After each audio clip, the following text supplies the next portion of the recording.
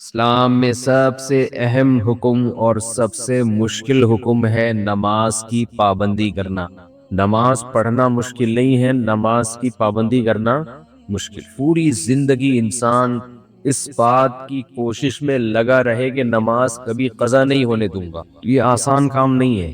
ہر حکم میں چھٹی ہوتی ہے، آپ آفس جاتے ہیں ہفتے میں 6 دن، 1 دن چھٹی کرتے ہیں، درمیان میں اور بھی چھٹیاں آتی ہیں، قائد اعظم ڈے آ گیا، علامہ اقبال ڈے آ گیا، شاہ عبد الطیف پٹائی کا دن آ گیا، بھٹو کی شہادت کا دن بھی ہو سکتا ہے۔ جتنے سیاستدان دنیا سے جاتے رہیں گے ان کی چھٹیوں کی تعداد بڑھتے بڑھتے تو 4 دن رہ جائیں گے آفس ورک کی۔ تو ہر کام میں چھٹی ہوتی ہے کہ نماز جب سے شروع ہوئی موت تک ایک دن بھی ایسا نہیں ہے جس میں قضا کرنے کا حکم۔ تو اتنی پابندی جب کسی حکم کی ہوتی ہے تو انسان بعض دفعہ تھکنے لگتا ہے، پھر اس میں جماعت کی پابندی کرنا۔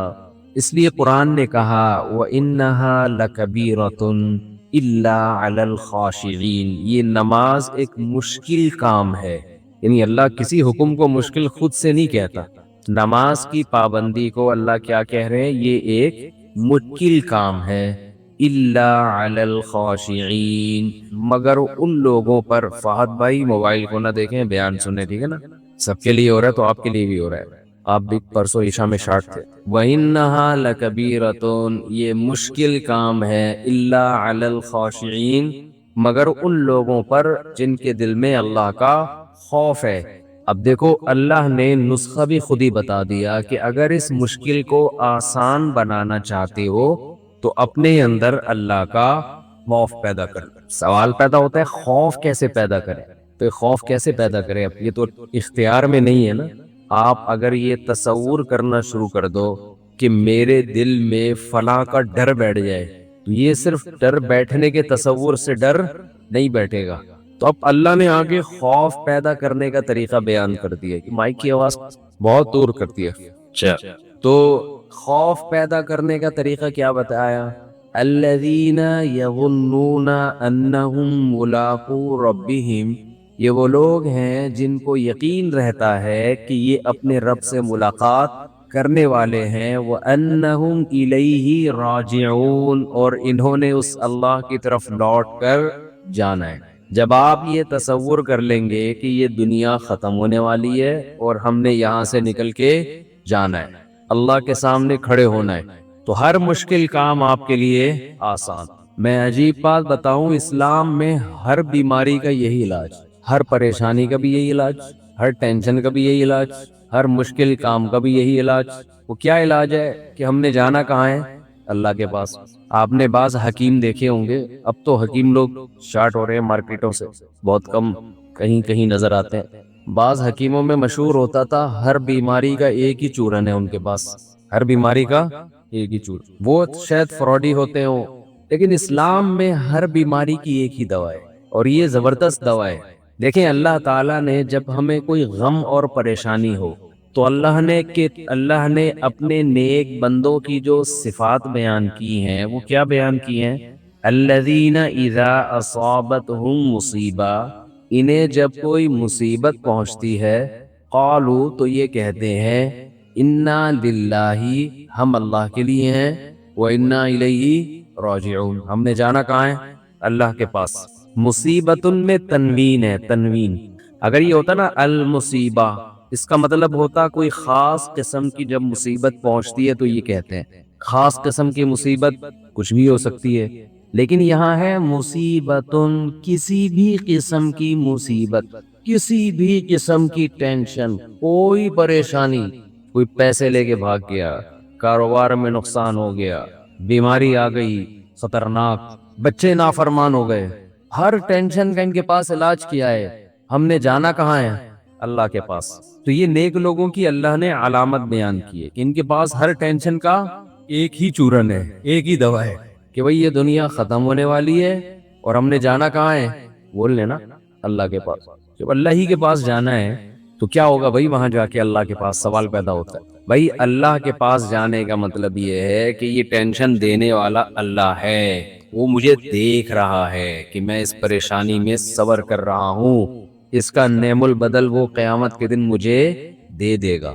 آج ہمارے ساتھ سب سے بڑا مسئلہ یہ ہے کہ جتنا قرآن آخرت کو، موت کے بعد کی زندگی کو بیان کرتا ہے، ہم اپنی نجی محفلوں میں، اپنی روز مرہ کی زندگی میں اتنا موت کا تذکرہ اور آخرت کا تذکرہ کرتے نہیں، بلکہ ڈرتے ہیں۔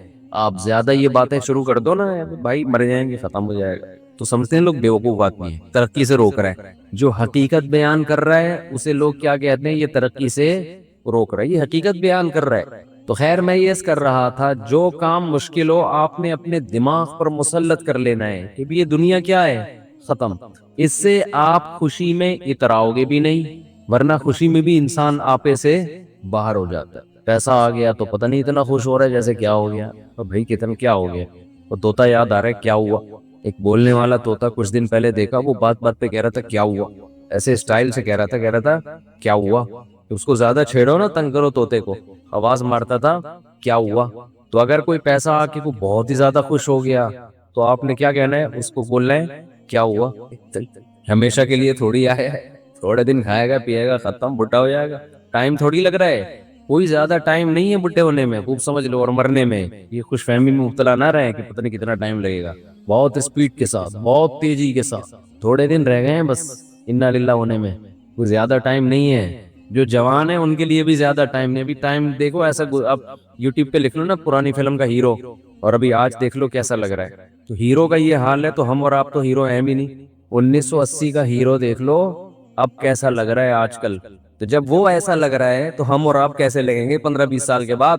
ہم تو ہیرو ہے بھی نہیں، ایک تو ہم ہیرو جیسے نہیں ہے، دوسرا ہم صحت کو اتنا مینٹین رکھ بھی نہیں سکتے جتنا وہ لوگ رکھتے ہیں۔ تو اللہ نے جہاں بھی کوئی مشکل حکم دیا، اللہ نے کیا فرمایا کہ یہ ان لوگوں پر آسان ہے جو دماغ میں یہ بات بٹھا بیٹھے ہیں کہ ہم نے جانا کہاں ہے؟ اللہ کے پاس۔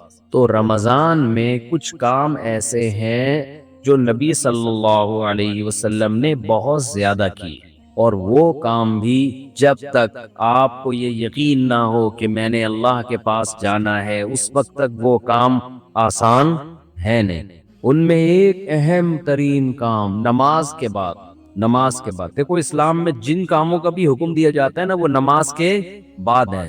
سب سے پہلے نماز ہے، شروع قرآن یہاں سے ہوتا ہے، یقیمون الصلاۃ ومما رزقناہم ينفقون۔ نیک بندوں کی علامت میں سب سے پہلی علامت نماز کو قائم کرتے ہیں، اور جو رزق ہم نے دیا یہ دوسری بڑی علامت ہے، جو رزق ہم نے انہیں دیا اس میں سے خرچ کرتے رہتے ہیں۔ ينفقون فعل مضارع ہے، جب کنٹینیو کوئی کام کیا جاتا ہے تو اس کے لیے استعمال ہوتا ہے، ينفقون کنٹینیو یہ کام کرتے رہتے ہیں۔ تو ایمان والوں کی دو علامتیں قرآن میں اللہ نے بہت زیادہ بیان کی ہیں، اور یہ دو کام نبی رمضان میں زیادہ نہیں بلکہ بہت زیادہ کیا کرتے تھے۔ ایک نماز بہت زیادہ، بار بار ایک مسئلہ میں ریپیٹ کرتا رہتا ہوں کہ 8 رکعت تراویح اگر رمضان میں ہوتی تو 8 تو عام دنوں میں بھی آپ نے پڑھی ہے، تو پھر رمضان میں یہ عبادت رات کی بہت زیادہ ہوتی ہے بھائی، یہ تو نارمل روٹین تھی۔ پھر وہی بات آتی ہے، بخاری کا حوالہ دیتے ہیں کہ حضرت عائشہ فرماتی ہیں کہ نبی رمضان غیر رمضان میں 8 پڑھتے تھے۔ بخاری کی دوسری حدیث اس کے خلاف ہے، یزید فی رمضان ما لا یزید فی غیرہ، رمضان کے علاوہ مہینوں میں اتنی عبادت نہیں ہوتی تھی جتنی رمضان میں ہوتی تھی۔ اس سے پتہ چلتا ہے رمضان میں یہ عبادت زیادہ، بخاری ہی کی دوسری حدیث اس کے اگینسٹ ہے۔ اور اگر آپ کہتے ہیں کہ 8 ہی پڑھنی ہے تو بخاری کی جس حدیث میں 8 کا تذکرہ ہے اس میں تو 4 رکعتیں کر کے ہے، 4 پڑھتے تھے، پھر کتنی پڑھتے تھے؟ 4 پڑھتے۔ کچھ سمجھ میں نہیں آتا، مجتہدین کو جب چھوڑیں گے نا اپنی ریسرچ آئے گی مارکیٹ میں تو کسی ایک جگہ انسان ٹکتا نہیں ہے، پھر وہ لاتا رہتا ہے اپنی تحقیق۔ تو رمضان میں ایک کام عبادت، جیسے ہم تراویح پڑھتے ہیں تو عام دنوں سے کئی گنا زیادہ نماز کی تعداد ہو جاتی ہے، تو نبی نے 4 کام تو کیے لیکن 2 کو بہت زیادہ فوکس کیا ہے۔ ایک نماز کی بہت زیادہ کثرت، تو رمضان میں جتنا ٹائم آپ کے پاس رہ گیا ہے نماز کی مقدار بولو بھائی بڑھا دیں، اور یہ عزم کر لیں پورے سال انشاءاللہ نماز کی پابندی کرنی ہے۔ جرمانہ رکھیں اپنے اوپر. جب تک انسان اپنے آپ کو سزا نہیں دیتے نا، انسان کا بچہ بنتا نہیں ہے. دنیا میں کوئی بھی نہیں انسان کا بچہ بنتا شرافت سے. یہ دور شر اور آفت کا ہے، شرافت کا نہیں ہے. خود سزا دے اپنے آپ کو. فجر کی نماز جس دن رہ جائے اس دن ناشتہ ناشتہ نہیں کرنا اس دن. دوسرا کام جو بہت زیادہ نبی نے رمضان میں کیا ہے، حضرت عائشہ رضی اللہ تعالی عنہا فرماتی ہیں رمضان میں آپ صلی اللہ علیہ وسلم سخاوت کا دریا بن جایا کرتے. دیکھو نبی کے دور میں سنت موقدہ تھی کہ نہیں تھی؟ صحابہ کچھ سنتوں کو بڑے اہتمام سے پڑھتے تھے اور کچھ سنتوں کو زیادہ اہتمام نہیں کیا کرتے تھے. بعض لوگوں نے سنت موقدہ ہی کا انکار کر دیا. یہ بھی جہالت ہے کہ بس 5 نمازیں فرض ہیں، سنت موقدہ کی کوئی حیثیت نہیں ہے. ایسے لوگوں سے الزامی دلیل سے بات کیا کریں. کوئی یہ کہتا ہے نا کہ سنت موقدہ سرے سے ہے نہیں، اور وہ حدیث پیش کرتے ہیں کہ نبی صلی اللہ علیہ وسلم کے دور میں ایک صحابی نے کہا میں صرف 5 نمازیں پڑھوں گا، اور چند باتیں کی. آپ نے فرمایا جس نے جنتی کو دیکھنا ہو تو اس کو دیکھ لے. تو اس نے کہا کہ بھئی ان لوگوں نے، وہ اسکالرز کہتے ہیں کہ اس میں سنت موقدہ تو کہیں ہے ہی نہیں، صرف 5 نمازیں ہیں. تو ان لوگوں سے ہمارا سوال یہ ہے کہ اگر کوئی فجر کی بھی 2 سنتیں چھوڑتے ساری زندگی تو کیا کوئی حرج ہے؟ ان صحابی نے تو فجر کی سنتوں کا بھی ذکر نہیں کیا. اگر کوئی ساری زندگی وطر نہ پڑھے تو بھی کوئی حرج نہیں ہے، جبکہ وطر نہ پڑھنے کو تمام محدثین فقہا وطر چھوڑنے والے کو کچھ تو حرام ناجائز کہتے ہیں، کچھ کہتے ہیں شدید ملامت کا مستحق ہے. امام احمد ابن حنبل جو امام بخاری کے استاذ ہیں، انہوں نے تو یہاں تک کہہ دیا جو وطر کی نماز نہیں پڑھتا اس کی گواہی مقبول نہیں ہے، وہ گواہی دینے کا حل نہیں ہے. کیوں؟ انہوں نے دیکھا حدیثیں ہیں من لم یوتر لیس منا، جو وطر نہیں پڑھتا ہم میں سے نہیں ہے. ان اللہ زادکم صلاۃ الا وہی الوتر، اللہ نے ایک اور نماز کا اضافہ کر دیا ہے، وہ کیا ہے؟ وہ وطر ہے.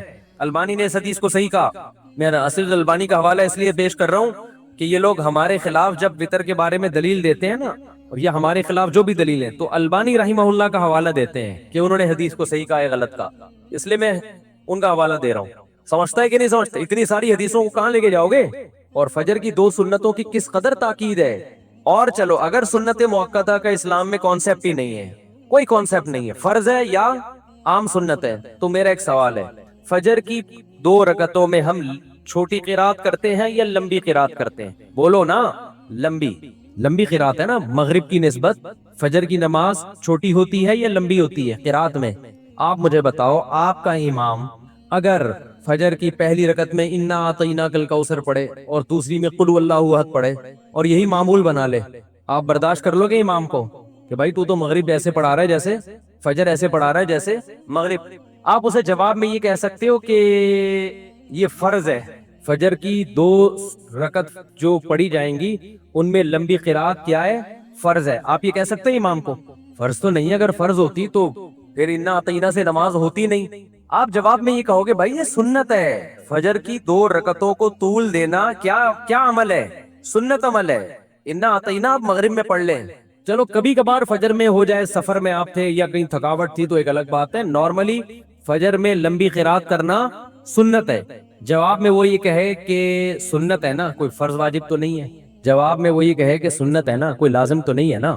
آپ نے کہا ہاں جی ہم نے تو بعض اسکالرز کو سنا ہے کہ یا تو فرض ہوتا ہے یا سنت موقدہ تو کچھ ہوتا ہی نہیں ہے. آپ کو ہاں سنت ہے تو کیا جب ضروری نہیں ہے؟ ان صحابی نے تو کہا تھا 5 نمازیں فرض ہیں. 5 نمازیں کیا ہیں؟ فرض ہیں. تو میں یہ 5 نماز پڑھ لی نا میں نے فجر کی، ہو گئی نا. انا اعطینا سے بھی تو ہو گئی نا. آپ جواب میں کہو گے بھائی عام سنتوں کی طرح نہیں ہے فجر کی 2 رکعتوں کو طول دینا، یہ سنت موقدہ ہے. نبی نے ہمیشہ فجر کی 2 رکعتیں لمبی پڑھی ہیں. تو بتا دیا کہ فجر پڑھنے کا اوریجنل طریقہ یہی ہے. تو جیسے فجر کی 2 رکعتوں کو طول دینا، لمبا کھینچنا عام سنت نہیں ہے بلکہ سنت موقدہ. جو امام یہ کام نہیں کرے گا قابل ملامت ہوگا، اس کو امامت سے نکالا بھی جا سکتا ہے. یار تو روزانہ انا اعطینا سے فجر پڑھا رہا ہے، یہ کیا کر رہا ہے بھائی؟ انا اعطینا پڑھتا ہے، دوسری میں قل اللہ پڑھتا ہے، یہ فجر ہے یا مغرب ہے؟ یہ سمجھ میں نہیں آ رہا کیا کر رہا ہے. وہ کہے کہ فرض واجب تو نہیں ہے نا، اسے کہا جائے گا سنت موقدہ ہے. اور جو سنت موقدہ کو چھوڑ دیتا ہے وہ قابل ملامت ہوتا ہے اور واجب الاخراج ہوتا ہے. آپ پتلی گلی سے نکلو، ہم کوئی تمیز کا امام لائیں گے جو فجر تمیز سے پڑھائے. تو اسی طرح جیسے نماز کے اندر کی کچھ سنتیں عام سنتیں، کچھ سنتیں موقدہ ہیں، ایسے ہی نماز کے باہر کی بھی سنتوں میں کچھ عام ہوتی ہیں، کچھ سنتیں موقدہ ہوتی ہیں. تو فجر کی جو 2 فرض ہیں، اب میں ایک اور مثال آپ کو دیتا ہوں. فجر کے 2 فرض امام آ کے پڑھاتا ہے, اس سے پہلے نہ گھر میں سنتیں پڑھتا ہے نہ مسجد میں آ کے پڑھتا ہے, ڈائریکٹ گھر سے آیا مصلی پہ کھڑا ہو گیا نا. آپ نے 1 مہینہ دیکھا یار امام صاحب سنتیں نہیں پڑھتے, آپ نے کہا گھر پہ پڑھتے ہوں گے, زیادہ نہیں گئی ہیں گھر پہ پڑھ کے آتے ہوں گے. آپ نے پوچھ لیا امام صاحب ماشاءاللہ بڑی خوشی ہوئی, آپ فجر کی 2 سنتیں ہمیشہ گھر پہ پڑھتے ہیں ماشاءاللہ. وہ امام نے کہا نہیں میں گھر پہ نہیں پڑھتا, آپ کو غلط فہمی ہوئی ہے. آپ کہیں گے پھر مسجد میں تو نظر نہیں آئے. تم نے کہا میں پڑھتا ہی نہیں ہوں, کیونکہ ہم نے فلاں فلاں فلاں کا بیان سنا ہے, اس میں کہ 5 نمازیں فرض ہیں, سنتیں بولو پڑھ لو, نہیں پڑھو نہیں پڑھو. پوری دنیا میں کہیں بھی چلے جاؤ نا, کوئی بھی ایسے امام کو چھوڑے گا نہیں. کہا جائے گا یہ جو 2 فرض کے ساتھ پچھلی 2 سنتیں ہیں, یہ تمام سنتوں میں سب سے زیادہ مؤکد سنتیں ہیں. تبھی بعض ائمہ کی رائے تو یہ ہے کہ اگر جماعت کھڑی بھی ہو جائے تو آپ مسجد کے باہر 2 سنتیں پڑھ لیں, بشرطے کہ آپ کو جماعت میں شامل ہونے کا یقین ہو. بعض حضرات کی یہ بھی رائے ہے ان کی تاکید کی وجہ سے, اور بعض صحابہ سے ثابت ہے کہ چھوڑتے نہیں تھے کسی قیمت پہ. تو بس چند ایک حدیث یہاں سے ملی ایک وہاں سے ملی, اٹھا کے پورے کلپ بنا کے لوگ کیا کر رہے ہیں, ڈال رہے ہیں. ضلوا اضلوا, حدیث میں جو آتا ہے نا کہ قرب قیامت میں ایسے لوگ ہوں گے جو خود بھی گمراہ ہوں گے اور دوسروں کو بھی گمراہ کریں گے. تو سنت مؤکدہ کا لفظ ہمیں قرآن و سنت میں نہیں ملے گا, یہ ایک ٹرم ہے, لیکن سنت مؤکدہ ملے گی, یہ لفظ نہیں ملے گا. صحابہ کے دور میں یہ اصطلاحات نہیں تھیں, بعد میں فقہائے کرام نے علماء نے عوام میں آسانی پیدا کرنے کے لیے کہ ہر عبادت کو اس کا مقام دیا جائے تو اس کے لیے اصطلاحات ایجاد کی ہیں. نبی کے دور میں تو فرض بھی اس معنی میں نہیں تھا جس میں ہم فرض کہتے ہیں. سنت کو بھی فرض کہا گیا ہے اور فرض کو سنت کہا گیا ہے. نبی نے فرمایا من اعرض عن سنتی فلیس منی, جو میری سنت سے اعراض کرتا ہے وہ مجھ سے نہیں ہے. تو اس سے سنت تھوڑی مراد ہے, اس سے فرض مراد ہے, کیونکہ سنت کا لفظی ترجمہ ہے طریقہ. نبی نے فرمایا جو میرے طریقے سے ہٹے گا وہ مجھ سے نہیں ہے. اس میں تو فرض بھی داخل ہے, اس میں سنت مؤکدہ بھی داخل ہے, اس میں واجبات بھی داخل ہیں. لیکن بعد میں یہ جو اصطلاح ہے سنت کی, یہ فرض سے فرق کرنے کے لیے, اب ہم کہتے ہیں یہ فرض ہے یا سنت ہے, آپ کہتے ہیں بھائی سنت ہے, تو اب یہ کسی اور سینس میں استعمال ہو رہا ہے یہ لفظ. سمجھتے ہو کہ نہیں سمجھتے ہو؟ جب اس کو کوئی مصیبت پہنچتی ہے تو جزا فضا شروع کر دیتا ہے, صبر سے کام نہیں لیتا. وَإِذَا مَسَّهُ الْخَيْرُ مَنُوعًا, اور جب اس کو کوئی پیسہ میسا ملتا ہے, دولت آتی ہے اس کے پاس, تو کنجوس بن جاتا ہے, اس پہ سانپ بن کے بیٹھ جاتا ہے. کئی ہفتوں سے اسی آیت پر درس چل رہا ہے کہ جلد بازی کا مطلب کیا ہے. جلد بازی کا مطلب یہ ہے, اس پر میں نے کئی دفعہ بیان کیا نا پورا, کہ ہمارے سارے فیصلے اکثر جلد بازی میں ہوتے ہیں. نبی صلی اللہ علیہ وسلم کو 2 صفات بہت پسند تھی, الحلم برداشت اور سوچ سمجھ کے فیصلے کرنا. طلاقیں جلد بازی میں ہوتی ہیں, مار دھاڑ جلد بازی میں, بہت سارے کام ہمارے جلد بازی میں ہوتے. کسی کے بارے میں رائے جلدی قائم کر لیتے ہیں, کسی کو اچھا کہنے میں بہت جلدی کرتے ہیں, کسی کو برا کہنے میں بھی بہت جلدی کرتے ہیں. تو اسی طرح جو شخص بھی جس کی دل میں کوئی خواہش پیدا ہوئی, اس خواہش کو فوراً پوری کرنے کی کوشش کرنا, یہ بھی کیا ہے, جلد بازی. آپ سوچ تو لو بھائی یہ خواہش پوری کرنے سے آپ کو فائدہ ہوگا نقصان ہوگا, کہیں لت تو نہیں پڑ جائے گی آپ کو, نشہ ہے, دل چاہتا ہے لوگ کر لیتے ہیں بھائی, اس سے تو آپ تباہ و برباد ہوتے چلے جاؤ گے. تو جو خواہشات کا غلام ہوتا ہے وہ جلد باز ہوتا ہے, اور جو مستقبل سامنے رکھ کے زندگی گزارتے ہیں ان کی طبیعت میں جلد بازی نہیں ہوتی, ہمیشہ وہ کامیاب ہوتے ہیں. تو یہاں بھی اللہ نے کیا فرمایا کہ جلد بازی کی ایک مثال اللہ نے بیان کی. وہ مثال یہ ہے, اذا مسہ الشر جزوعا, جب کوئی مصیبت پہنچتی ہے نا, ہونا یہ چاہیے مصیبت میں انسان کا دل کرتا ہے ہلڑ بازی کا, ہاں ہو چیخو پکار, ادھر ادھر ڈپریشن ہوتی ہے اس کو. تو جو دل کر رہا ہے وہ آپ کرنا شروع کر دو, اس پہ کنٹرول نہ کرو کہ بھئی اس کا کوئی فائدہ ہوگا یا نہیں ہوگا. ایسا تو نہیں کہ میرے اس ری ایکشن سے فائدے کے بجائے الٹا اور زیادہ نقصان ہو جائے. تو اللہ کہتے ہیں جلد باز آدمی کیا کرتا ہے, وہ یہ نہیں دیکھتا, وہ بس اپنی خواہش کو پوری کرنے میں لگا ہوتا ہے. غم پہنچا ہے تو اس غم کو ہلکا کرنے کے لیے جو مرضی اسے کرنا پڑے وہ کر گزرتا ہے.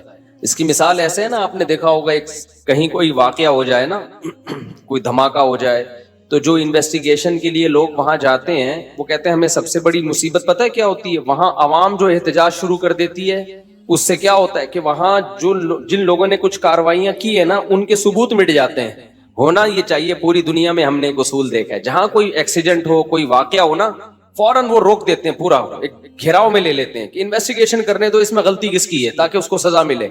हमारे यहाँ क्या होता है कि पता ही नहीं चलता कि गलती किसकी है, इतना क्राउड इकट्ठा हो जाता है, इतनी आवाम दाएं बाएं आगे पीछे, जिसको पकड़ के पब्लिक कूटना शुरू कर दे तो बस वही मुजरिम है।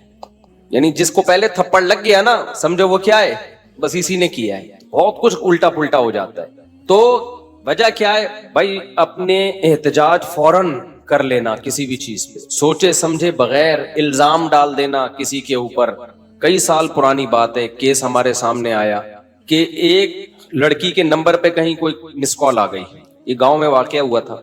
अब गैरतमंद भाई था, उसने देखा ये कौन है, देखा किसी लड़के का फोन है। पहले से उस लड़की के बारे में किसी ने उसका दिमाग, बहन के बारे में दिमाग भरा हुआ था। होते उसने क्या किया, उसको गोली मार दी। अब बहुत पुराना किस्सा है तो अभी मुझे थोड़े से उसके आसार बाकी रह गए दिमाग में, पूरा किस्सा मुझे याद नहीं है। बाद में इंक्वायरी की पता चला कि जी ये लड़की बिल्कुल भी इन्वॉल्व नहीं थी, जिस बंदे ने की है वो गड़बड़ करने की कोशिश कर रहा था। तो अब क्या हुआ है कि अच्छी इसको पता चला कि यार मेरी बेगुनाह बहन को मैंने मार दिया। टेंशन में इतना गया है कि अपने आप को भी मार दिया। पहले एक जुर्म किया, टेंशन से इंक्वायरी पूरी की नहीं है। भाई पहले गौर तो कर लो, तज्जिया कर लो, कोई भागी तो नहीं जा रही, देख लो। और अगर मिस कॉल आई भी है, कोई आपस का रिलेशन भी है, तो उसका ये मतलब तो नहीं है ना कि गोली से ही उड़ा दो। उसकी असबाब पे गौर करो, उसकी वजूहात पे गौर करो। पहले जल्दबाजी में एक काम किया, एक बेगुनाह को कत्ल किया, अब जल्दबाजी में एक और गुनाह कर लिया, अपने आप को भी मार दिया। तो हमेशा जल्दबाजी में इंसान से गलत काम होते हैं, ठीक काम नहीं होते। कितनी बड़ी से बड़ी टेंशन हो ना, टाइम सबसे बेहतरीन मरहम है, ये खूब याद रखो। जब मेरे पास कोई परेशान आदमी आता है ना, जिसको कोई बहुत बड़ा गम पहुंचा हो और उसकी हालत खराब हो रही हो, मैं उसे एक बात लाजमी कहता हूं कि वक्त से बेहतरीन मरहम दुनिया में कोई नहीं। ये टाइम गुजार लो, इस टाइम को क्या करो, गुजारो बस। जैसे जैसे टाइम गुजरेगा ना, हालात अपने आप को खुद ही एडजस्ट करते चले जाएंगे। अल्लाह ने इंसान के बॉडी में ऐसी एक लचक रखी है। मैंने एक डॉक्टर साहब से पूछा, डॉक्टर साहब अब पेन किलर इजाद हो गया है, दर्द होता है, लोग टीका लगाते हैं, पहले जमाने में क्या होता था, दाढ़ के दर्द की तकलीफ कितनी ज्यादा होती है ना, दाढ़ का दर्द हो रहा हो, अब तो पेन किलर खा लेते हैं लोग। तो क्या करते थे, 2-4 दिन के बाद तो मरने लगते होंगे। उन्होंने कहा अल्लाह ने ऐसा सिस्टम बनाया है, पेन जब ज्यादा अरसा चलता है ना, बॉडी या तो वो खुद ही बॉडी उसको कम कर देती है या वो फील होना कम हो जाता है। तो अल्लाह भी तो है ना, अल्लाह के मियां का भी तो एक सिस्टम है बनाया हुआ। जेल में जो लोग कैद में चले जाते हैं, लंबे लंबे अरसे कैद रहते हैं, जब वो छूट के आते हैं, बताते हैं कि शुरू में हम 2-3 दिन खुदकुशी के ख्याल आते थे इस कोठरी में, यार कैसे निकलेंगे, कहाँ जाके सर मारे। कह रहे हैं 1 हफ्ता, 2 हफ्ता, 3 हफ्ता, 4 हफ्ता, उसके बाद यूज्ड टू। क्या हो गए, एक आदमी 4 साल जेल में रह के आया, 4 साल। कहता है 4 साल में मैंने धूप, अच्छा भला आदमी भी बहादुराबाद और डिफेंस का जो लग्जरी लाइफ स्टाइल में टाइम गुजारा। मैं नाम नहीं बताऊंगा, बदनाम हो जाएगा बेचारा, ऐसा ना हो मजीद कोई रिश्ता ही ना दे उसको। मदीज इसलिए कि शादीशुदा है। खैर उस वक्त कमारा था वो, तो वो किसी शुबे में उठा के ले गए उसको। अच्छा भला डिफेंस या बहादुराबाद का लड़का था। बहादुराबाद भी अच्छा एक ऐसा इलाका है, लग्जरी लाइफ स्टाइल में पला। ज्यादा टाइम उसका यूरोप और यानी यूरोप में गुजरा है। किसी शुबे में उठा लिया उसको। 4 साल उसने धूप नहीं देखी। कह रहे मैं जब अंदर गया हूं ना, एक पप्पू फैमिली का, बर्गर फैमिली का बच्चा अंदर गया तो क्या हाल, लेकिन कुछ चीजें सुनी भी थी, उलमा की तकरीरें, कुछ सब्र से मुताल्लिक, कुछ एक कि भाई जब मुसीबत अल्लाह की तरफ से आती है उसमें अजर अल्लाह की तरफ से। भाई कसूर तो नहीं था उसका, अब ये तो अल्लाह की तरफ से मुसीबत है। नबी सल्लल्लाहु अलैहि वसल्लम ने फरमाया एक कांटा भी चुभता है ना, उस पे भी अजर मिलता है। अल्लाह थोड़ी गाफिल है, हर चीज आजमाइश है हमारे लिए। खूब समझ लो, इत्तेफाक से कुछ भी नहीं हो रहा। ये जो हम समझते हैं ना बाय चांस ऐसा हो गया है, ये हमें देखने में ऐसा लग रहा होता है, वरना बाय चांस कुछ भी नहीं होता। जो कुछ हो रहा है अल्लाह के इरादे से हो रहा है। खुशी भी पहुंच रही है अल्लाह के इरादे से, गम भी पहुंच रहा है अल्लाह के इरादे से। तो नबी ने फरमाया कि जिसको खुशी पहुंचती है ना मुसलमान को, काफिर को खुशी पहुंचती है, कहते बाय चांस, ये हो गए, मेरी लक है, वो लक कहता है इसको, लक है। एक दफा मैं एक डॉक्यूमेंट्री देख रहा था, ये जो करोड़ों स्पर्म होते हैं ना जो माँ के रहम में जाते हैं, जिनमें से एक को अल्लाह सेलेक्ट करते हैं इंसान बनाने के लिए। तो डॉक्यूमेंट्री में किसी गोरे ने लिखा हुआ था कि आई वन दिस मैच, यानी करोड़ों खरबों में मैं ये मैच जीत गया। ठीक है, ओ भाई तू नहीं जीता है, ये सिलेक्शन किसकी है, अल्लाह की है। वो कह रहे हैं भी बाई चांस हो गया कि मैं पैदा हो गया। तो بائی چانس کوئی بھی نہیں ہوتا, سب کس کا ارادے سے ہو رہا ہے؟ اللہ کے. اللہ نے تجھے پیدا کرنے کے لیے کمبخت سلیکٹ کیا ہے, اور اللہ پھر کہہ رہا ہے نحن خلقناکم, ہم نے تمہیں پیدا کیا, ہمارا احسان ہے, تو اب اس احسان کا بدلہ دو. تو جہاں آپ یہ کہیں گے نا اتفاق سے ایسا ہو رہا ہے, وہاں خوشی پہ اتراؤ گے بھی اور غموں پہ ٹینشن میں بھی آؤ گے. یار کیوں ہو گیا میرے ساتھ؟ اچھا ہٹلر کتنا روتا رہتا آخری عمر تک, تبھی پھر خودکشی کر لی اس نے کہ یار ایک ہفتہ پہلے میں رشیا پہ اٹیک کر دیتا, ہاں یار کتنی بڑی غلطی ہوئی ہے مجھ سے. وہ کہتے ہیں ایک ہفتہ پہلے اٹیک کر دیتے نا تو رشیا کا نقشہ کچھ اور ہوتا. وہ ایک ہفتہ رہ گیا, پتہ نہیں پولینڈ ولینڈ کے کس کے چکر میں رہ گیا, تو وہ رشیا نے اٹیک کر کے اس کی ایسی کی تیسی کر دی. تو روتا رہتا تھا وہ. ابے روتا رہتا نہیں, تو نے جو کچھ حرکتیں کی ہیں تو اللہ نے تجھے کیا دیا اس کا بدلہ. خیر تو توبہ کر لیتا, مسلمان ہوتا تو کیا کہتا, یار اللہ کی طرف سے چپت لگ گئی ہے میرے, اب توبہ استغفار کر لو. اور توبہ ایسی خاندانی چیز ہے یار, کچھ بھی ہو جائے. ہٹلر مسلمان ہوتا, کہتا میں نے ہزاروں لاکھوں انسانوں کو قتل کر دیا, بند کمرے میں جا کے گڑ گڑا لیتا اللہ سے, معاف کر دے اللہ. دنیا کو نہیں پتا چلتا, اللہ کیا کر دیتا, معاف. لیکن چونکہ کافر تھا تو کیا ہوا ہے, اس نے قوم کا مجرم تھا وہ, اس نے کہا کیا کر سکتے ہیں, اس کو پتا تھا پبلک نہیں چھوڑے گی, تو اٹھا کر کے مارکیٹ سے اپنے آپ کو شارٹ کر. انجام بھی برا, زندگی بھی بری. مسلمان کی زندگی بری ہو, کم از کم انجام اچھا اس کے اختیار میں ہوتا ہے. یار اللہ کو منا لو. اللہ کہتا ہے 100 انسانوں کے قاتل کو بھی میں بخش دوں گا. خیر میں وہ واقعہ سنا دوں میں. تو وہ کیا ہوا ہے کہ وہ بہادر آباد کا پپو بچہ جو ہے نا, کہاں چلا گیا, جیل. اب علماء سے اس کا تعلق تھا, ماشاءاللہ داڑھی بھی رکھی ہوئی تھی اس نے, کہ یار یہ غم کس کی طرف سے ہوتے ہیں, اللہ کی طرف سے. تو مجھے اپنا قصہ سنا, میں نے کہا یار 4 سال میں تو دھوپ میں نا ایک دن نہ بیٹھوں, میں ڈپریشن میں جانا شروع ہو جاتا ہوں. یہ جو بند کمروں میں لوگ سارا دن بیٹھے رہتے ہیں, پتہ نہیں کیسے. نیچر سے جس کو بھی محبت ہوگی نا, وہ دھوپ نہیں چھوڑ سکتا بھائی. بکریاں مرغی انڈے نہیں چھوڑ سکتا, دھوپ نہیں چھوڑ سکتا. وہ بکریاں مرغی تو چلو زیادہ ہو گیا, لیکن دھوپ نہیں چھوڑ سکتا وہ. تو میں نے کہا 4 سال آپ کیسے بند کمرے میں رہے ہیں, اور بھی قیدی تھے. کہہ رہے میں 2-3 دن تو ٹینشن میں رہا. پھر میں نے کہا اچھا یہ بھی نہیں پتا کہ نکلیں گے کبھی یہاں سے. یہ پتا ہو نا, آدمی کہتا ہے چلو 4 سال میں دن گننا شروع کر دو, یہ بھی نہیں پتا نکلیں گے ہی بھی نہیں نکلیں گے. کہہ رہے میں نے کہا جو ہونا تھا وہ تو ہو گیا, اب ہم تو جیل کی دیوار توڑ کے بھاگ نہیں سکتے. تو کہہ رہے میں نے کیا کیا, پھر وہاں پر میں نے اٹھک بیٹھک اور ایکسرسائز شروع کر دی کہ بھائی ٹائم کیا کرو, پاس کرو. ٹھیک.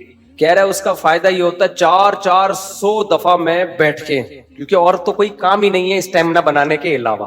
اسٹیمنا بنانے کے علاوہ کوئی کام ہے ہی نہیں. اچھا ہے بڑا پاورفل ماشاءاللہ, آپ کبھی ملو تو آپ دیکھو بہت زیادہ, ساری طاقت جیل میں بنائی ہے اس نے. کہہ رہا ہے میں بیٹھ کے لگاتا تھا ان 4 پھر ڈپس لگاتا تھا, پتہ نہیں کتنے ڈپس لگا لیتا تھا, ایکسرسائز کرتا تھا. کہہ رہا ہے اس کا فائدہ یہ ہوتا تھا, اتنا تھک جاتا تھا کہ مجھے نیند خاندانی آتی تھی. ظاہر ہے نیند تو بیسیوں بیماری کا علاج ہے. ڈپریشن ختم کرنے کا سب سے بہترین ذریعہ ہی گہری نیند ہے. ڈاکٹر ڈپریشن کے مریضوں کو کیا دیتے ہیں, نیند کی گولیاں دیتے ہیں کہ سوتا رہے بس, پتہ ہی نہ چلے پی ٹی آئی آ رہی ہے کہ جے یو آئی آ رہی ہے کہ مسلم لیگ آ رہے ہیں, کہ یہ ٹینشن ہی ختم, اسٹیبلشمنٹ کیا کر رہی ہے چھوڑو. تو کہہ رہے ہیں میرے ساتھ جو قیدی تھے نا وہ بہت سے اس میں پاگل ہو گئے, کیونکہ بیٹھے رہتے تھے, سوچتے رہتے تھے ہر وقت دماغ میں نا کیا یہاں سے نکلیں کیسے نکلیں کیسے. حالانکہ بہت سے جرم کر کے آئے ہوئے تھے, ٹھیک ہے, ان کا تو بنتا تھا. تو کہہ رہے 4 سال کے بعد رہائی کا فیصلہ ہوا. کہہ رہے ہم جب باہر نکلے تو پھر دنیا جنت لگی. پھر اب اس نے 4 شادیاں استغفر اللہ کی ہیں. تو خیر کی ہیں, واقعی 4 کی ہیں. کہہ رہے اس سے مجھے پاور کیا ملی. کہہ رہے ہم تو مجرم تھے نہیں, ہم جب باہر آئے نا ہم نے کہا اچھا یہ ہوتا ہے, ٹوٹل سزا کیا ہے, کچھ بھی کر لو یہ ہے. تو کہہ رہے میرے اندر اتنا اسٹیمنا پیدا ہو گیا دنیا میں کچھ کر گزرنے کا. آپ کو پتا ہے جیل ہمارے مجرم بناتے ہیں, جیل میں جا کے نا اسٹیمنا بڑھ جاتا ہے مجرم کا, سمجھ رہے ہو. ایک تو اس کو یہ پتا ہوتا ہے آئندہ اس طرح سے کام کرو گے تو پکڑے نہیں جاؤ گے, اس طرح سے کیا تھا تو پکڑا گیا تھا نا, اب یہ والی غلطی نہیں کرنی. تو اس لیے شریعت میں جیل کی سزا نہیں ہے, شریعت میں ہے کہ اسی وقت نمٹا دو. چوری کی ہاتھ کاٹو, چلو بھائی نکل پتلی گلی سے, شاباش. ہم کیا کرتے ہیں چوری کی جیل. تو کہتا ہے یار اس دن وہ CCTV کیمرہ دیکھنا بھول گیا تھا میں, آئندہ تھوڑا خیال کرو. پھر وہاں سارے چور ہی بیٹھے ہوتے ہیں, کوئی نیک آدمی تو آیا نہیں ہوتا جیل میں. تو چور آپس میں ان کی کیا ڈسکشن ہوگی, وہ تہجد کی باتیں تھوڑی کریں گے. وہ بھائی تو نے کیا کرتا ہے, وہ میں نے اتنے بندے مار دیے, آپس میں ان کا گینگ بنتا ہے. پھر آپس میں نمبر ایک دوسرے کے ساتھ وہ شیئر کرتے ہیں کہ جب باہر نکلیں گے تو پھر دیکھتے ہیں ہم. اور 4 سال میں 10 سال میں کیا کچھ ہوتا ہی نہیں ہے, تو کچھ کرنے کی صلاحیت ان میں ویسے ہی ختم. وہاں جا کے کوئی یہ تھوڑی کہ وہ ماسٹرز کر رہے تھے یا PhD کے اسکالر بن کے باہر آئے, یا کوئی انجینئرنگ مکمل کر لی, اب باہر جاب ملے گی, 4 سال 8 سال زندگی بہترین ان کے ویسے ہی برباد ہو گئے.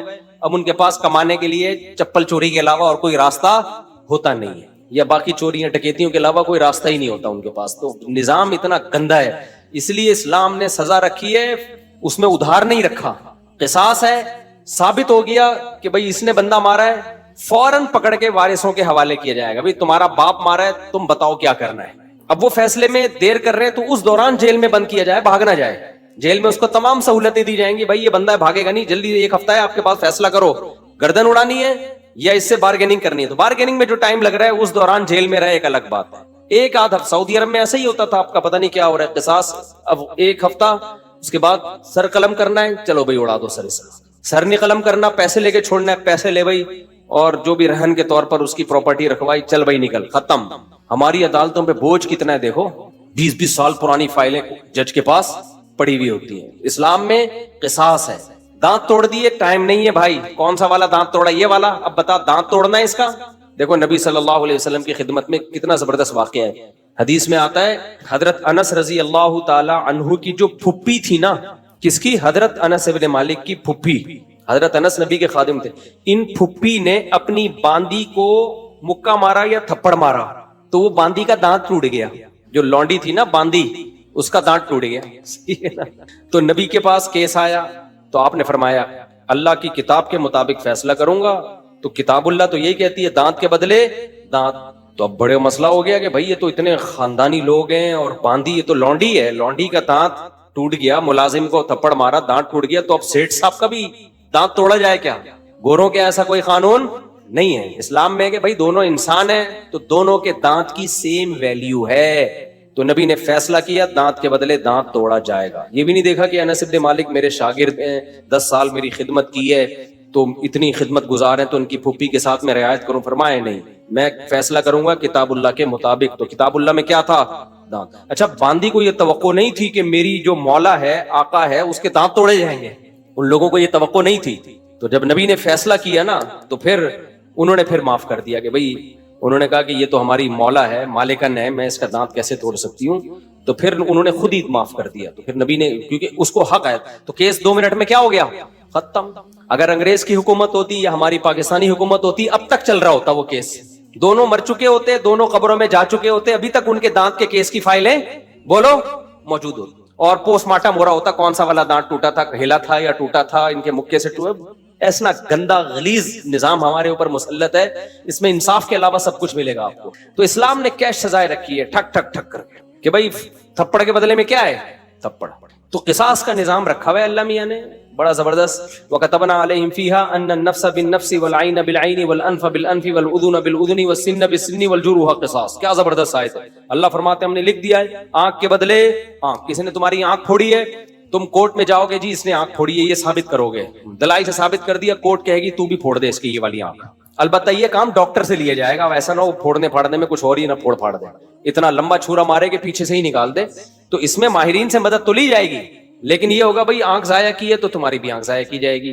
دانت توڑا ہے, سن بسنی, دانت کے بدلے دانت, سمجھ رہے ہو. تو یہ پوری قرآن نے ڈیٹیل بیان کی ہے. یہ ہوتا ہے انصاف, اٹ از کالڈ انصاف.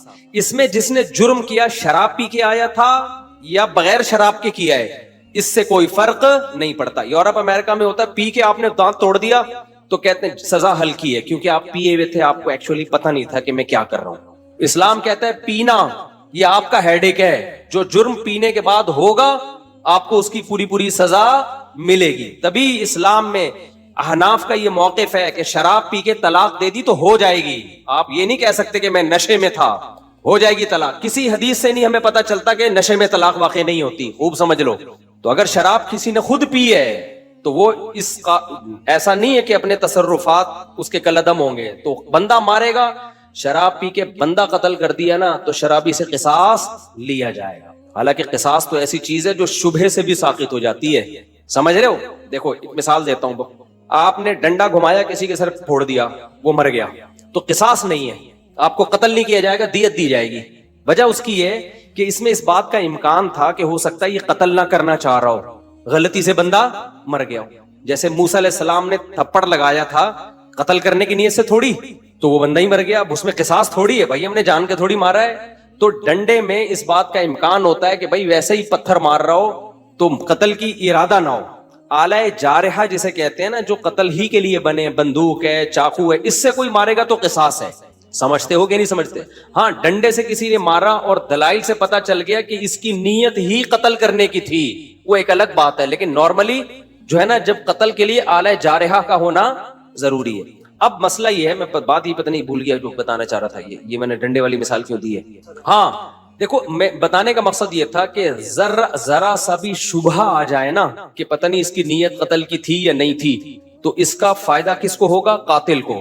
اس سے قصاص نہیں لیا جائے گا, کیونکہ ہو سکتا ہے یہ قتل نہ کرنا چاہ رہا ہو, غلطی سے بندہ مر گیا ہو, یہ تو سر پھوڑنا چاہ رہا ہو, خالی تھپڑ مارنا چاہ رہا ہو. لیکن شراب پی کے کسی نے بندہ مار دیا نا چاقو سے یا بندوق سے, یہاں شریعت قاتل کو فیور نہیں دیتی. حالانکہ زیادہ فیور بنتا ہے, یار اس کی نیت تھوڑی تھی, تو پی کے ٹہل رہا تھا.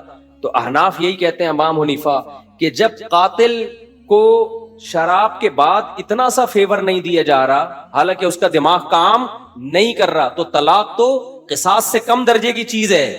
اس میں اگر کوئی پی کے طلاق دے گا نا تو ہو جائے گی. سمجھتے ہو؟ کیونکہ اس کے اس جرم کو فیور نہیں دیا جائے گا اس پہ, کیونکہ پی کیوں تو نے, وہ کہہ سکتا ہے نا میں تو پی ہوئی تھی تو مجھے کیا پتا. پینے سے پہلے تو تجھے پتا تھا نا, پینے کے بعد کچھ بھی ہو سکتا ہے, بندہ بھی مر سکتا ہے, بیوی کو ڈیورس بھی ہو سکتی ہے. یا ایک مشہور سوال ہے کہ پی اس نے, سزا بیوی کو کیوں دے رہے ہو.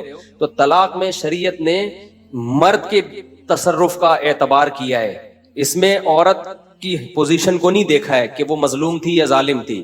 مرد کی, کیونکہ طلاق کہتے ہیں مرد کی ملکیت سے چیز کا نکلنا, اس میں شریعت نے یہ سمجھا نقصان مرد کا زیادہ ہو رہا ہے. سمجھتے ہو کہ نہیں سمجھتے ہو؟ تو اب یہاں پر بھی یہی ہے کہ اگر کوئی بلا وجہ بیوی کو طلاق دے دے تو بھی تو عورت کا کیا قصور ہے, لیکن پھر بھی ہو جائے گی. تو ہم کہتے ہیں شراب پی کے دے رہا ہے تو بطریق اولا ہوگی.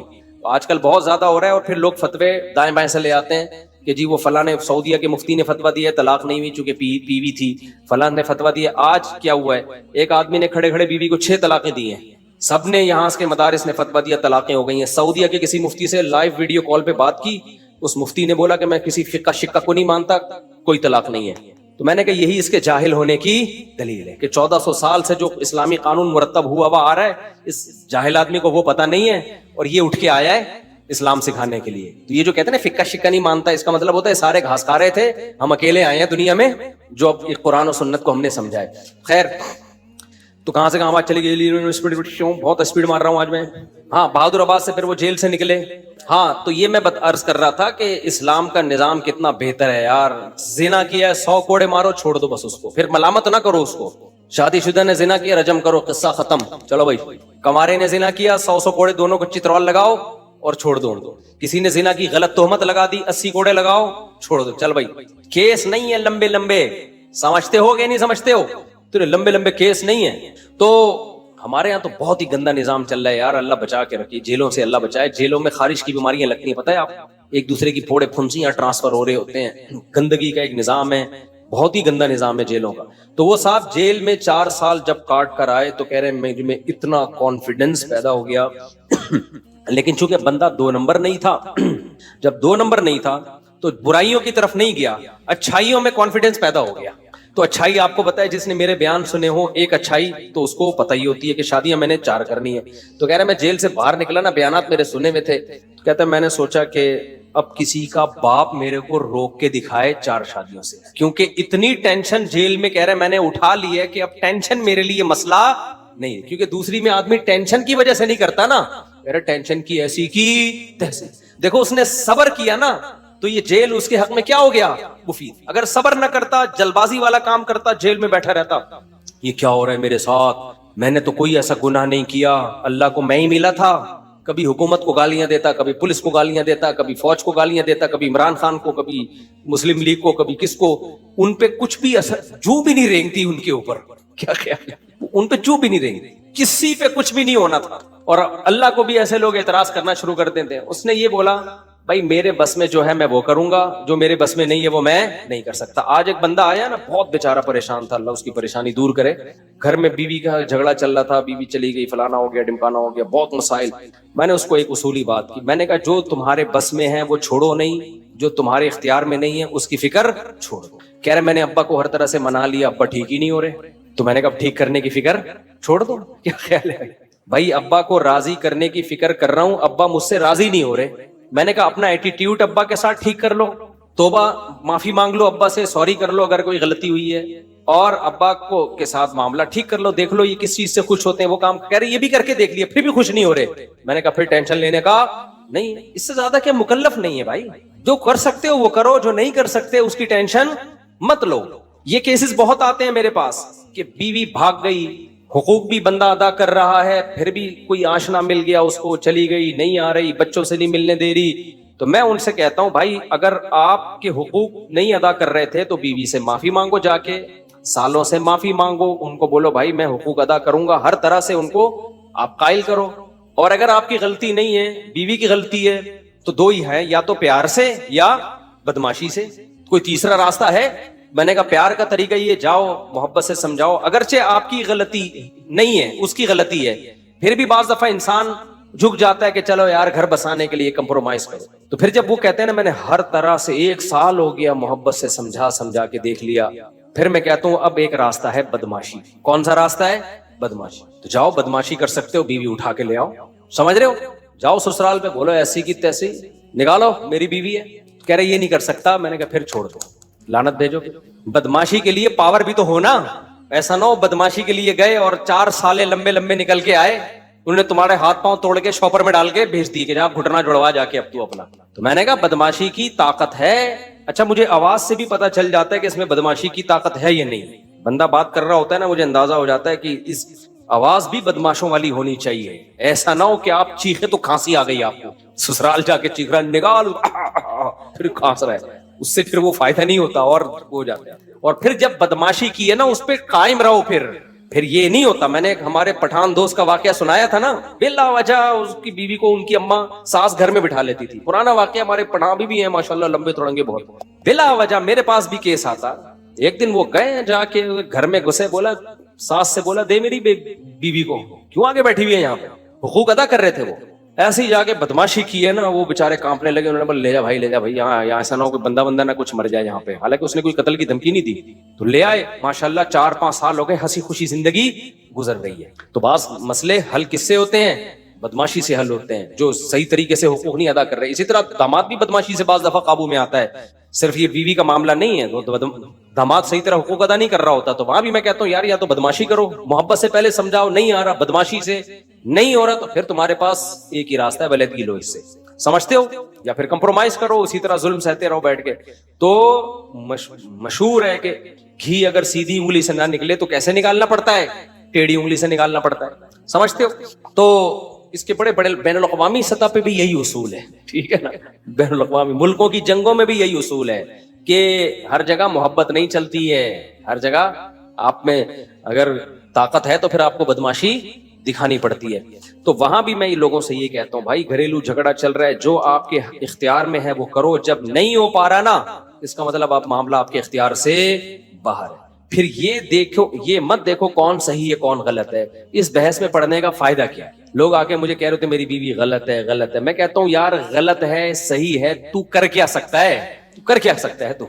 अब इस बहस में पढ़ने का फायदा क्या कि गलत है या सही है, जब आप कुछ कर नहीं सकते तो लानत भेजो, दफा करो यार, मिट्टी पाओ, फिर क्या करो। मैंने कहा एक और शादी करो बस। कहने कोई रिश्ता नहीं देगा, मैंने कहा तलाश करते रहो, क्योंकि रिश्ता तलाश करना आपके इख्तियार में है, किसी को कायल करके उससे जबरदस्ती छीन लेना आपके इख्तियार में नहीं है। तो बस गुजारा चलाओ ऐसे ही, उस वक्त तक कमारे छड़े छाट रहो। कह रहे गुनाह का खतरा है, मैंने कहा बचो गुनाह से, रोजे रखो जो इस्लाम ने बताया। कह रहे अल्लाह ना करे फिर भी हो जाए तो तौबा इस्तिगफार करो, होने के बाद अब उसको रिवर्स तो नहीं किया जा सकता ना। गुनाह होने से पहले के उसूल ये कि बचो, होने के बाद अब रिवर्स नहीं हो सकता, ये हमारे इख्तियार में नहीं है कि हम कहें कि अब माजी में जो हो चुका उसको, माजी को अल्लाह को कहें ये तो जहन्नम में जब जहन्नमी जाएगा ना अल्लाह से यही कहेगा दोबारा भेज दे, रिवर्स कर दे सारा अमल, बहुत इंसान का बच्चा बन के जिंदगी गुजारूंगा। अल्लाह क्या कहते हैं, पास्ट कभी रिवर्स नहीं होता, माजी कभी तब्दील नहीं होता। तो जो गुनाह हो गया वो हो गया, अब उस पे के दोबारा जाके बचूं मैं नहीं हो सकता। अब आपके इख्तियार में यही है कि अल्लाह को तौबा करके गिड़गिड़ा के मनाने की कोशिश करो। जिंदगी का उसूल खोपड़ी शरीफ में आ रहा है कि नहीं आ रहा? जो अपने इख्तियार में, मौलाना शरफ अली थानवी रहमतुल्लाह अलैह बात बहुत ज्यादा ताकीद से कहते थे, जो चीज आपके इख्तियार में है उसे छोड़ो नहीं, اور جس چیز کے آپ کا اس پر اختیار نہیں ہے اس کے پیچھے مت پڑو. اب رو رہے ہوتے ہیں اپنی بیوی کی خاطر, بڑے اچھے لوگ ہوتے ہیں جو رو رہے ہوتے ہیں, کو یاد آ رہی ہے, میں کہتا ہوں بھائی دیکھو آپ کو اس سے محبت ہے, اس کو نہیں ہے, تو کیا کرو گے؟ نہیں, یا تو بدماشی یا محبت, دونوں ہی نہیں ہے تو رونے کا حل ہے میرے پاس. کہتے ہیں میرا دل جل رہا ہے, رونے کا حل ہے. رونے کا حل یہ ہے کہ اس کو یاد کرنا چھوڑ دو, کہیں اور شادی کر کے دل ادھر لگاؤ, آہستہ آہستہ یہ دل کیا ہو جائے گا, یوں سمجھو مر گئی. مرنے کے بعد بھی تسلی آ جاتی ہے نا کچھ وقت کے بعد. یہ قبر میں جا کے لیٹ جاتا ہے آدمی, مٹی ڈال کے آتے ہیں, بھول بھلائیاں ہو جاتا ہے, کچھ وقت بڑے سے بڑی محبت ختم ہو جاتی ہے, تو یہ بھی کہ ختم ہو جائے گی. ان کمبخت علاج کرنا چاہتے ہی نہیں ہے نا, بار بار اس کو معشوقہ کو یاد کر کے یار کر کے ٹینشن لے گا, تو یہ ٹینشن تیری بنائی بھی ٹینشن ہے. اس کا نام لینا چھوڑ دو, نمبر بلاک کر دو, تذکرہ چھوڑ دو, اس گلی میں جانا چھوڑ دو جہاں سے سیٹنگ شروع ہوئی تھی, ساری یادیں چھوڑ دو اور اپنے آپ کو بزی کر لو کہیں اور. آہستہ آہستہ دماغ کیا ہو جائے گا, 1 سال لگے گا, 1.5 سال لگے گا, 2 سال لگے گا. اور اگر اس کی محبت ختم نہ بھی ہوئی نا تو یہ جو جذبات ہیں یہ ختم ہو جائیں گے, تھوڑی سی رہ جائے گی, وہ نقصان نہیں دیتی, وہ غیر اختیاری ہے. سمجھتے ہو کہ نہیں سمجھتے ہو؟ تو بھائی زندگی گزارنے کا اصول یہ ہے کہ جو چیز اپنے اختیار میں ہے اسے چھوڑو نہیں, جو اختیار میں نہیں ہے اس کے پیچھے مت پڑو. اور یہ سوچ کے کہ غلط ہو رہا ہے, جتنا بھی ہو رہا ہے ہم اس کو ٹھیک نہیں کر سکتے. دیکھو ہر تھوڑے دنوں میں پیٹرول مہنگا ہوتا ہے کہ نہیں ہوتا, صحیح ہوتا ہے یہ غلط ہوتا ہے, کس قدر غلط ہوا ہے نا. اب میں ٹینشن لوں یار اتنے کی گاڑی نہیں ہے, جتنے قسطیں نہیں جا رہی گاڑی کی جتنے کا ڈیزل جا رہا ہے, تو کیا میرے اس ٹینشن سے فائدہ ہوگا؟ بار بار بیٹھا ہوں میں یہ ہر وقت یہی تذکرے لے کے, ڈیزل مہنگا ہو گیا, پیٹرول مہنگا ہو گیا, ڈیزل مہنگا ہو گیا, پیٹرول مہنگا ہو گیا, ٹماٹر مہنگا ہو گیا, خربوزہ مہنگا ہو گیا, تربوز مہنگا ہو گیا, یہ مہنگا ہو گیا.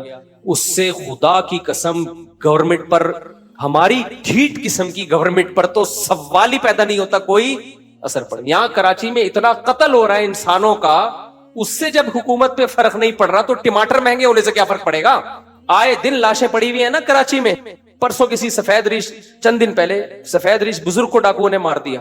وہ تو ڈاکو تو تھوڑی دیکھ لیں, جب گورنمنٹ پہ ان چیزوں کا اثر نہیں پڑ رہا تو ٹماٹر تو بات کی چیز ہے. تو اس سے کیا ہوگا, ہم سوچ کے سوائے اپنے آپ کو ٹینشن دینے کے کچھ بھی حاصل بولو نہیں. دنیا میں بہت کچھ غلط ہو رہا ہے, ہم اگر اس غلط کے پیچھے ہم نے دیکھنا ہے, ہم نے اس غلط کو صحیح کرنے کے لیے کیا کر سکتے ہیں. جو کر سکتے ہیں سوٹیبل طریقہ ہو, جذباتی باتیں نہ ہو. جذباتی باتیں بہت لوگ کر رہے ہوتے ہیں, سوٹیبل جو طریقہ ہے اس کو اختیار کیا جائے, اور جو آپ کے اختیار میں نہیں ہے اس کو چھوڑ دیا, اس پہ تبصرہ بھی نہ کرو. ایک بات خصوصی طور پہ خواتین کے لیے کہوں گا میں اس زمانے کے لحاظ سے, وہ کیا بات ہے, آج کل خواتین کی کمپلینز بہت آتی ہیں کہ مردوں کے چال چلن ٹھیک نہیں ہے. مردوں کے چال چلن, بولو شاید آپ میں سے آپ کے تو سب کے ٹھیک ہیں, لیکن اگر کسی کے نہیں ہوں گے تو اس کو احساس ہوگا نا. مردوں کے چال چلن ٹھیک, یہ خواتین میں یہ یورپ کی بیماری تھی, انگریزوں کی, لبرل سیکولر لوگوں کی, جو اب اسلامی ملکوں میں بھی وہیں سے یہ گند امپورٹ ہوا ہے. گند وہاں تو بہت تھا تو یہ گند یہاں آ رہا ہے, اور ہمارا سیکولر لبرل طبقہ ان کے گند کو گند ماننے کے لیے تیار ہی نہیں ہے. میں نے ولاگ میں بتایا نا یورپ کی کچھ مغربی ملکوں کی کچھ اچھی چیزیں, کچھ بری چیزیں. میں نے بری چیزیں بتائی نا تو نیچے لوگوں نے لکھا تھا مبالغہ آ رہی ہے, ایسا نہیں ہے, وہاں بہت سکون کی زندگی ہے. سکون کی ہے تو کتوں سے کیوں دل بہلا رہے ہو؟ تو بس کچھ لوگوں کو نا, کچھ لوگوں کے دماغ میں بیٹھ گئے ہیں, کچھ سافٹ ویئر غلط انسٹال ہو گئے ہیں. تو اب ایسی خواتین کو بھی ہم کیا مشورہ دیتے ہیں, بھائی آپ اپنے شوہر کو ٹھیک کرنے کی کوشش کرو, محبت سے ٹھیک ہو جائے, محبت دو اس کو, ادھر ادھر توجہ نہ جائے اس کی. محبت سے ٹھیک نہیں ہوتا. اچھا خواتین کمنٹس میں بہت ہوشیار ہوتی ہیں. میں نے ایک بیان میں کہیں کہا کہ آج کل خواتین اپنی فزیکل فٹنس کا خیال نہیں کرتی تو میاں پھر دائیں بائیں منہ مارتے ہیں. وہ باہر ہیروئنوں کو دیکھ رہے ہوتے ہیں, ایکٹریسز کو ایسی سلم اسمارٹ, اور بیوی کو آ کے دیکھتے ہیں تو آڑی ترچھی بیچاری, تو وہ پھر منہ کہاں مارتے ہیں, باہر. نیچے بہت ساری خواتین کے کہ اور میاں اگر خود آڑا ترچھا ہو, مجھے بڑی ہنسی ہے, اس کو بھی تو چاہیے نا. تو میں نے کہا یار بات بالکل صحیح ہے, جب اس کو آپ کہہ رہے ہو کہ وہ خیال رکھے تو آدمی کو بھی تو چاہیے نا. وہ بھی تو ہیروز دیکھ رہی ہے باہر جا کے. کیا خیال ہے بھائی, یہ میڈیا پہ اس کو بھی تو ایک ایک ہینڈسم اسمارٹ نظر آ رہا ہے, اور آدمی آڑا ترچھا ٹیڑھا میڑا چل رہا ہے تو پتہ نہیں چل رہا کہ کرالنگ کر رہا ہے یا چل رہا ہے یہ.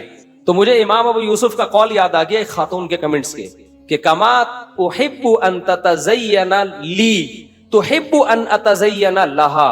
جیسے مرد کی خواہش ہوتی ہے کہ عورت اس کے لیے زینت اختیار کرے تو عورت کی بھی خواہش ہوتی ہے. یہ امام ابو یوسف جو امام حنیفہ کے شاگرد ہیں نا, یہ 1300 سال پہلے وہ کہہ گئے ہیں, 1300 سال پہلے اس زمانے میں, کہ جیسے مرد کی خواہش ہوتی ہے کہ بیوی اس کو اچھی لگے تو عورت کی بھی خواہش ہوتی ہے کہ میرا میاں مجھے انسان کا بچہ لگے. ٹھیک ہے نا, تو اس لیے انہوں نے اس کی ترغیب دی ہے کہ مرد کو بھی چاہیے کہ وہ اپنے حلیے کا خیال رکھے. تو امام یوسف کا یہ قول اور اس خاتون کے کمنٹ سے ایک اور واقعہ مجھے یاد آ گیا. ایک خاتون نے جب میں فون سنا کرتا تھا کہا کہ میرا میاں اتنا میلا ہے, اتنا میلا ہے کہ شادی کو 2-3 سال ہو گئے, میں بیزار ہو گئی ہوں, میں اس سے طلاق چاہتی ہوں. میں نے کہا استغفر اللہ, اتنا نان نفقہ دے رہے ہیں؟ ہاں جی نان نفقہ پورا دے رہا ہے, اور بچے بھی ہیں میرے اس سے, بچوں کے ساتھ بھی بیہیویئر اچھا ہے, میرے ساتھ بھی سلوک اچھا ہے, بات بھی تمیز سے کرتا. میں نے کہا اتنا اچھا آدمی سے آپ کیوں طلاق لیں؟ یعنی میلا بہت ہے, اور کیا بولیں یار, ابھی اتنی آگے کیا جائے کہ وہیں پیشاب کر دیتا ہے. یعنی آپ اندازہ لگاؤ, یعنی بیت الخلا بھی سستی میں جانے کی توفیق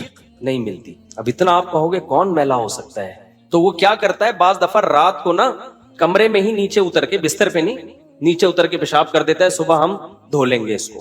تو میں نے تو کہا یار یہ بہت زیادہ ہو گئی ہے بھائی, یہ کیا ہو گئی ہے, یہ بہت زیادہ ہو گئی ہے. لیکن وہ قسمیں اٹھا کے کہہ رہی تھی, وہ جھوٹ کیوں بولے گی میرے سامنے. خیر اب مجھے پتا بھی نہیں اس کا میاں کون ہے, اگر تو جب پتا ہوتا تو پھر تو آدمی بات پہ یقین نہیں کرتا نا. تو ان نون نمبر تھا, ان نون کوئی خاتون تھی. تو جیسے میرے بھائی مرد چاہتا ہے نا عورت اس کے لیے مزین ہو, تو عورت کی بھی خواہش ہے. تبھی علماء نے اس کی گنجائش دی ہے کہ جب آپ کی نئی نئی شادی ہوئی ہو تو بعض فقہاء نے گنجائش دی ہے کہ بال بھی کالے کر سکتے ہیں, کیونکہ شادیاں جوانی میں آج کل ہو ہی رہی ہیں, بڑھاپے میں ہو رہی ہوتی ہیں. تو اور جوان لڑکی سے شادی ہو رہی ہوتی ہے پیسے کے چکر میں. عورت میں نے سب سے پہلے بتایا نا آپ کو کیا دیکھتی ہے, روکھڑا, عمر گئی تیل لینے, ہینڈسم اسمارٹنس سب بات کی چیزیں ہیں. وہ تو پھر اس کو بعد میں خیال آتا ہے یہ ہوا کیا میرے ساتھ. تو شروع میں سب پیسہ ہی دیکھ رہے ہوتے ہیں, تو پیسے کے چکر میں پھر جب شادی ہوتی ہے تو کالا کولا لگا کے دولہا بنے ہوئے ہوتے ہیں یہاں پہ. تو میں بھی کچھ نہیں کہتا ان کو کہ چلو جانے دو, ٹھیک ہے, ورنہ 40 سال کے بعد بال کالے کرنا جائز نہیں ہے. لیکن بعض فقہاء نے گنجائش دی ہے کہ نہیں کسی کی شادی ہو, میں نہیں کالا کولا لگاتا ہے پہلے بتا دوں میں, تو گنجائش دی ہے بعض فقہاء نے.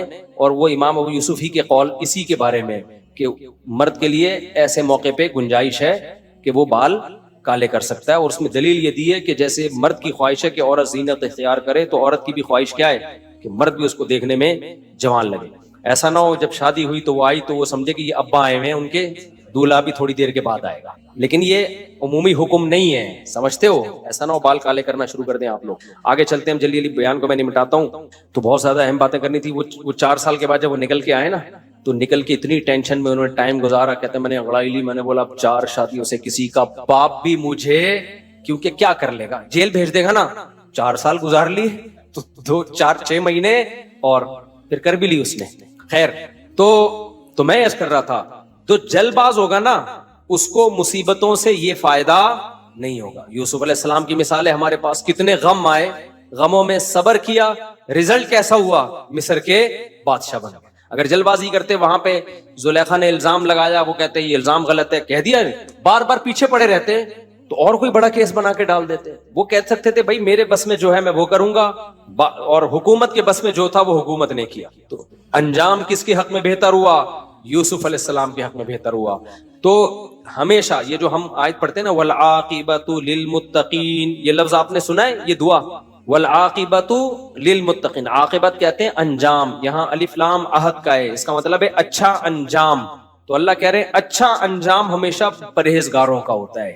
شروع کی کسی کی شہرت, دولت, عزت, ان چیزوں سے دھوکا نہیں کھانا چاہیے. اینڈ کس کا اچھا ہوگا, صبر کرنے والوں کا, نیک لوگوں کا اینڈ ہمیشہ انہی کا اچھا ہوتا ہے. الصبر مثل اسمہ مر مذاقتہ لیکن عواقبہ احلی من العسل. شاعر کا بڑا خاندانی شعر ہے. صبر عربی میں نا ایک کڑوے پھل کو بھی کہتے ہیں, کڑوا پھل ہے اس کو بھی صبر کہتے ہیں. تو شاعر نے کہا الصبر مثل اسمہ, صبر جیسے کہ اس کا نام بتا رہا ہے, مر مذاقتہ, اس کا ذائقہ انتہائی کڑوا, لیکن عواقبہ, لیکن اس کا انجام جو ہے احلی من العسل, شہد سے بھی زیادہ میٹھا انجام ہوتا ہے اس کا. تو ایک چیز کی عادت ڈال لو برداشت کرنے کی. میں مانتا ہوں میرے اندر بھی اتنی نہیں ہے جتنا میں بیان کر رہا ہوں, لیکن یہ صفت بہت اچھی ہے. جس کے اندر برداشت آ گئی نا کہ ایک دم ہائپر نہیں ہو جاتا, ایک دم غصہ نہیں ہو جاتا, فوراً کسی کے بارے میں تبصرہ نہیں کرتا, نہ اچھا کہتا ہے نہ برا کہتا ہے, تو یہ شخص کامیاب ہے دنیا میں بھی اور آخرت میں. اور حدیث میں اس کی اتنی تاکید ہے, نبی صلی اللہ علیہ وسلم کی خدمت میں ایک شخص آیا, یا رسول اللہ مجھے نصیحت کیجئے. آپ نے فرمایا لا تغضب, غصہ مت کرو. وہ دوبارہ آیا, یا رسول اللہ مجھے نصیحت کیجئے. فرمایا لا تغضب, غصہ مت کرو. پھر آیا, یا رسول اللہ نصیحت کی. پھر آئے وہ, یا رسول اللہ نصیحت کیجئے. پھر فرمایا لا تغضب. ایک ہی نصیحت, غصہ نہیں, غصہ نہیں. کیوں؟ نبی صلی اللہ علیہ وسلم کو معلوم تھا کہ ان کی ساری خوبیوں پہ جو ان کا غصہ ہے نا, وہ ان کی ساری خوبیوں کو برباد کر دے گا. غصے میں یہ ایسے کام کریں گے. آپ نے کیا کیا, کسی پر احسان کیا, ساری زندگی خدمت کرتے رہے, باپ کی خدمت کی, کسی دن غصے میں اللہ نے کرے باپ کو تھپڑ لگا دیا, تو باپ کیا کہے گا؟ وہ ساری زندگی خدمتوں کو آپ نے کیا کر دیا, بولو, برباد. دنیا میں کسی کو منہ دکھانے کے قابل رہو گے؟ لوگ کہیں گے یہ وہ ہے جس نے اپنے باپ کو تھپڑ مارا تھا. لوگ کر لیتے ہیں یہ حماقتیں. آپ نے بیوی کی ساری زندگی کڑوی کسیلی برداشت کی, بہت اچھا امیج آپ کا بن گیا, سب کچھ, ذرا سی بات پہ, کوئی بات تھی نہیں, ایک دن غصے میں آ کے دھڑ دھڑ دھڑ طلاقیں نکال دی. پھر بتا سکو کہ میں نے اتنا اچھا ہوں, میں اپنی وائف کے ساتھ اتنا زبردست سلوک. لوگ کہیں گے اور میری وائف بھی بہت اچھی. لوگ کہیں گے تو پھر طلاقیں کیوں دی؟ یار وہ کوئی بات تھی نہیں, غصے میں کیا ہو گیا تھا, میٹر گھوم گیا تھا. لوگ کہیں گے بھائی گھر تو برباد کر دیا نا, تو اب کیا قصے سنا رہے بیٹھ کے, یہاں گھما کے لایا, یہ کھلایا, وہ کھلایا, ختم. سمجھ میں نہیں آ رہی میرا خیال ہے بات. تو غصہ کیا کرتا ہے, ایسے جرائم کروا لیتا ہے, جلد بازی میں ایسے جرائم کروا لیتا ہے کہ آپ کی ساری زندگی کی نیکیاں چند سیکنڈ میں برباد. یہاں میں ایک اور بات آپ کو بتاؤں, پہلے میں وہ خاتون